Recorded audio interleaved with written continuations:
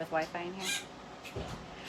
Hi there everyone, we are back. We've actually added a few things today, so value added, extra baby shower moment.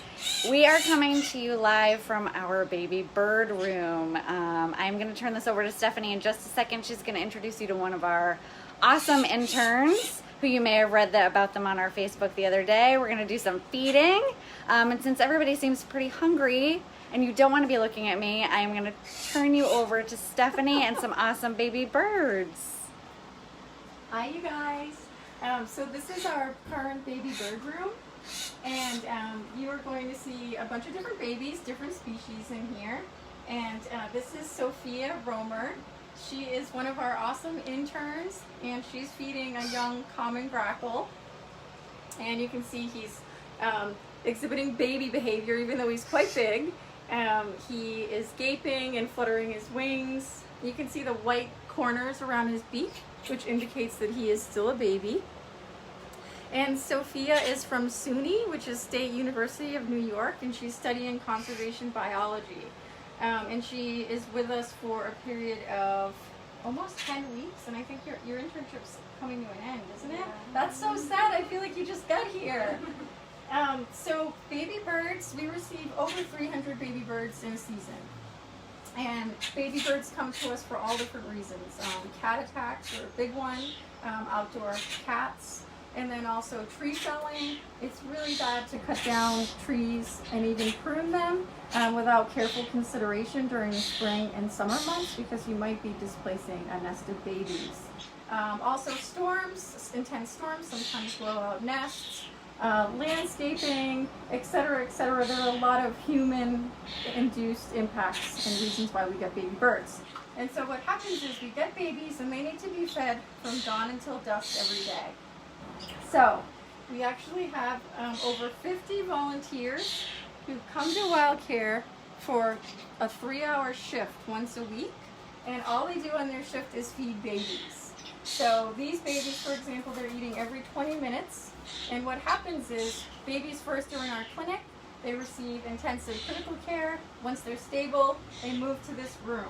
So you'll see, you might say, oh, why are the cages so small? But this is only step 2 of a 3-step program. Next, when these birds start self-feeding a little bit, they're going to move out to our aviaries. We have 2 songbird aviaries, and we also use tents. In one of our, the big raptor aviary, we sometimes put tents in there for small songbirds. And of course, when we have tents in there, we don't have other animals. We wouldn't have crows in there while the baby songbirds are in there. It would be totally separate. So why don't we, Rebecca, if you want to go around and show some of the birds. So these birds are getting fed every 20 minutes, and you can see we have Sophia's using a stick, and there's a cup with a homemade formula.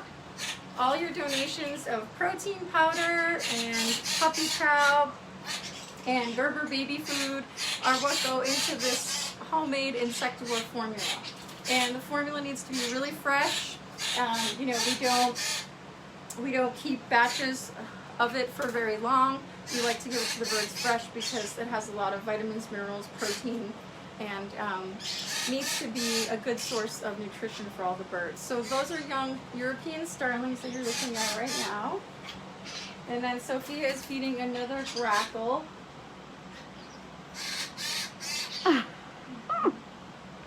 And then to the left of Sophia is a tufted titmouse. And you can notice also on each of the cages, for the volunteers or interns who are working out here, there is a card on the cage which tells you what species and what they eat. So we provide the volunteers with all the food and the insectivore formula that they need for their shift. And this is also to make sure that volunteers don't feed them something inappropriate. Like, for example, hulling seeds. Give them seeds. Oh, I didn't know that. But they can eat, you know, we give them hulled seeds basically.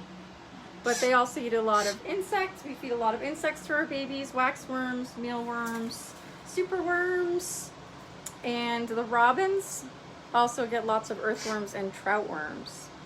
And these robins, as soon as they go into their outdoor aviary, we actually give them a big dirt tray, and it is so innate for them to dig for worms. As you know, it's a big part of their diet. And so we give them these dirt trays in the large aviary, and they go to town in it. They make a huge mess. They also love their baths. So you can see we try to put a lot of enrichment in the cages so the birds feel like they're in a more natural environment. And it encourages them to start exploring and pecking at different substrates and foods. And Rebecca, if you want to also show them, I love this.